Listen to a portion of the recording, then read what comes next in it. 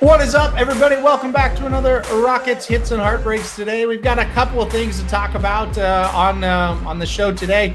It was kind of a slower day, or a slower weekend, I should say, after back-to-back really good ones. We did hit a couple of smaller ones. We did hit on Thursday at Gulfstream Park. We hit on Sunday at Gulfstream Park. We hit on Sunday, and I think maybe a little one on Saturday as Aqueduct as well. We're going to talk about the Sunday Aqueduct for a hit, but we're going to start off with a miss. And a stupid decision by the guy you're looking at right here on why we missed it. So let's start off Gulfstream Park Sunday early pick 5. That's where we're going to start. I'll put it up now. There is the ticket, 4x2x2 by 4x3. I'm not going to go over all the handicapping on this one, but I am going to go over how stupid I am that we missed this ticket. So a $96 ticket here. We went 4 out of 5 on it. And it's just stupidity. It was why. So here's the deal. I will go ahead and I'm going to put the results up on the screen now. And again, I'm beating myself up over this one all weekend.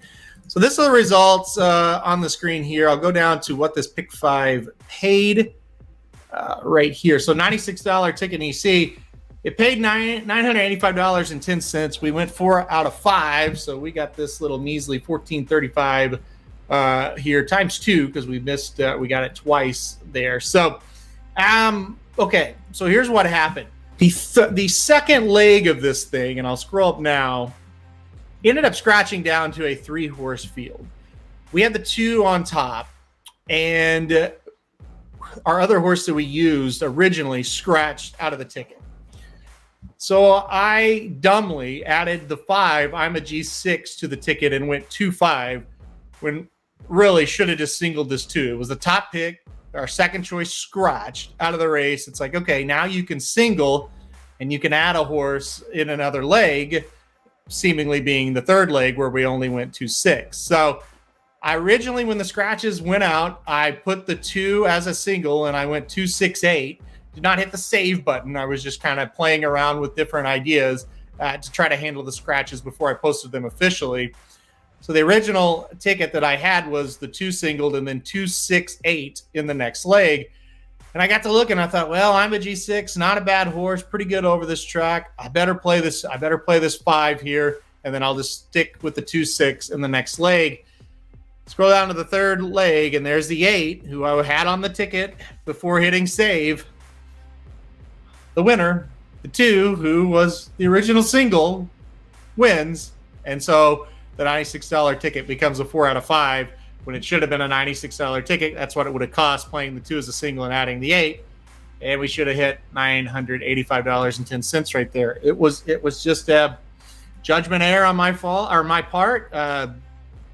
Like I said, just beating myself up over this one for a while this weekend, Sunday, rest of Sunday and today, Monday, as I record this. Just stupid. And, really liked that 2 as well. And really only liked one other horse in the race. So I thought it's a horse scratch, and I'm just like, all right, I'm going to single this horse. And I just overthought it and thought, well, we better get the 5 I'm a G6 involved. Of course, I'm a G6 did no running whatsoever if you watch this race. And then the 8, pretty clear winner the whole time. And the 6, Gurley the Butcher, who we used, just didn't run too much in this race, did get up at third.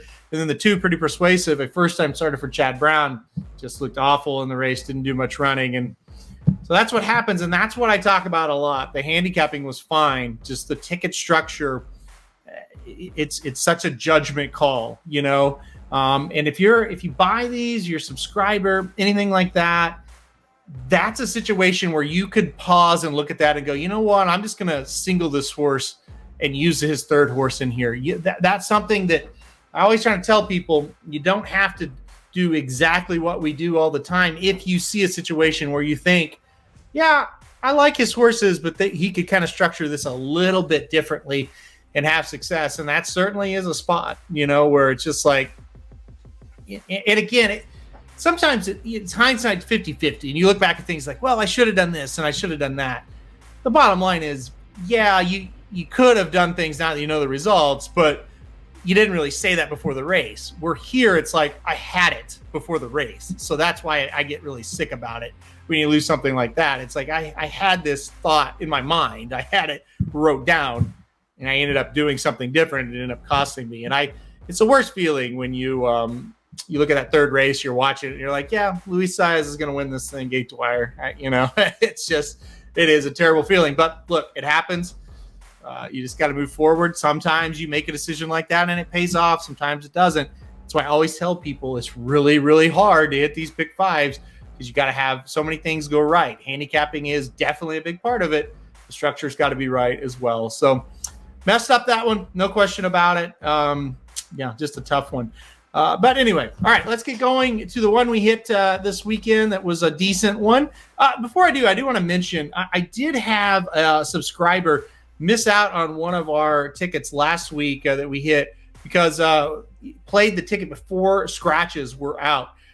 If you buy these rockets or you are a subscriber, make sure to check back about an hour before each first post time. Scratches come out about an hour and a half to 2 hours before first post, depending on what track you're playing. And we update those almost as soon as those scratches come out. And so make sure to always check back about an hour, or even if you can, even like 30 minutes before that first race goes off of the day for the absolute updated scratches. We try to update all of our products with scratches once they come out. At times, if there's a late scratch, we may not be able to get to it because there's not enough time to update it. I'm not saying we'll always get every single scratch. There might be human error involved, but I can promise you we're always trying to get you the latest up-to-the-minute tickets after scratches. So make sure to check back after those scratches. And like I said, I think it was Aqueduct last weekend. It made a big difference. And, there's times that scratches won't make much of a difference, but there's time that they really will. And that was one of them. So yeah, make sure to check back on those scratches. Like I said, about an hour before first post, we'll pretty much have everything updated unless something comes in late that we can get to. So just a little tip there. All right, let's get to this Aqueduct thing. Let's get you out of here. We're going to go to Aqueduct here. We had a $96 ticket. I'll throw that up on the screen there. $96 ticket. This is the early Pick 5 Sunday at Aqueduct. Like I said, a little bit of a slower week. We hit some stuff that a lot of smaller stuff. This one's not huge either. $662 on a $96 ticket there at Aqueduct. And you see on the screen 2x4 by 3 by 2 by 4. That was the ticket here. Listen, the $550 plus profit, not too bad. We're going to take that every time. Really didn't have to worry about any of them either. Go through the results real quick. Use the 1 and the 6 in the first leg, and it came in with the 1 and the 6. I'll pause for a second here. You talk about structuring. This is where we did get a structure right. The 6 was our top choice. Originally, we did have the 6 singled in this spot. I'll kind of get into that later, why. And we ended up going 1-6, and I'll kind of get into why we did that. So this was a situation where our original structure would have been wrong. Ended up playing the 1-6, got this one right. Went 1, 2, 5, and 7. 7 with a pretty nice win in that second leg. Again, we'll get into this in a second, why we went to these horses. Third leg, we used 3 horses, the 1, the 4, the 6. Again, a pretty non-stressful event there. Top 2 horses we had and we used. Fourth leg, we used the 1 and the 2. We went short here. The 1A gets the job done. This was probably the one we were a little bit nervous about going into it. And this is the leg where we probably would have added the 4 if we would have singled in that first leg. Turns out the 4 did run third there. But if the 1 doesn't win, the 3 would have won. We wouldn't have had that one anyway. So we got the job done there with that one. And then we finished it off with the 2, 4, 6, and 8. And boy, the 9 ran really, really well in this race and kind of gave us a little bit of a scare. But the 2 gets the job done here. Like I said, nice little ticket. We didn't have to sweat too much out, and a nice little profit here of around $550 once you get the ticket price out of there. So $662 return. All right, let's look. Nope, that's Gulfstream. Let's look at Aqueduct here and kind of look at what we did, kind of go through this quickly and get you out. All right, the 1 and the 6, what we used here. I mentioned we almost used the 6 Charging Lady as a single in here. You look at her races on the dirt. This one way back here wasn't too bad. And then the race here going a mile, she was 19-1 that day. And we were actually live on the air on the Daily Show when this race went off. And Somich keyed this horse in second for an exacta for his bet of the day. his horse he loved that thought would win easy did go on to win easy. This horse absolutely walked out of the gate. It was horrendous how bad of a trip this horse got. She still ran up and got fourth. She clearly would have been second that day if she would have got out of the gate whatsoever. And I thought, okay, better trip, second time on the dirt, second time at this distance. I project big improvement from this horse. I hate most of the other horses in this race. She ran very well. She got second. She got a much better trip. But thankfully, we did not single her because the one Into Happiness was the horse that won here. This was clearly second off the layoff. I think we're going to get some improvement today. If you look, this horse was really, really slow out of the gate as well in that maiden race. Same maiden race that the 6 was in. I'm sorry, that is not correct, but it had faced the horse that defeated the 6 last time out is what I meant there in single from Noise. But anyway, the point I was trying to make, a pretty decent maiden race and didn't give herself any chance, walked out of the gate. Some of her other races were pretty decent before. Look, a second, a fifth here, but only beaten 5, a second there. Kind of been facing some decent horses throughout. Coming on that race, second off the layoff. Kind of like this trainer's numbers, second off the layoff as well with Nevin. And getting Franco aboard again, I thought was a good sign. Horse ends up winning. Like I said, beat a really not a good field. These horses weren't very good, but I just thought that second off the layoff mattered. You got to see some of these other spotlight horses, a lot of turf form that wasn't very good on the dirt. The 2, not very good on the dirt. The 3, my goodness, look at how bad she had been getting beat. This was a horse that was interesting, almost used the 4 mischief motion, running first time for a new trainer, but just hadn't shown enough to me. And I think the new trainer might have been a little bit of a downgrade there. And then the 5, another horse moving up in class, first off the claim for a trainer, not very successful. Just didn't like that horse very much. So I thought the 1 and the 6 were the clear ones there. The 5 did get up for third in this spot. Whoops, I'm on the wrong race. The 2, I should have said, did get up for third in this spot here. He looked, moving up in class, but was second last time out over the dirt. This was a horrific field. 9 times out of 10, maybe 99 times out of 100, the 6 is not even one you're going to think about singling in the spot, but she just looked to be a little bit better than the rest of these. And like I said, thankfully, we used that horse second off the layoff there Into Happiness and got it done. All right, 1, 2, 5, and 7, what we used in the next race. Another race that left a lot to be desired, a $20,000 maiden claimer for 2-year-olds here. So they've kind of given up on these horses. 2-year-olds already running for a tag. The 7 was the winner. I thought it was a clear use, dropping down in class, running over the dirt for the second straight time. Just seemed like the horse could wake up here in a big way, and it did. Ran very, very well. The 5 got bet down hard here. Another big class dropper. I think they were really betting this race 2 back where the horse got second on an off-the-turfer here, maiden special weight. You go back and look at that race. It was pretty weak. And the time form number came back 65. I get that you want to try to use the 5. Of course, we did, but I didn't think the horse was a 1-2 shot for sure. But definitely one you needed to use. We also used the 1 and the 2 in good trouble. This horse running on the dirt for the second straight race, dropping down in class again. Thought the horse would run pretty well here. And then I did use this 2. Thought this horse was interesting.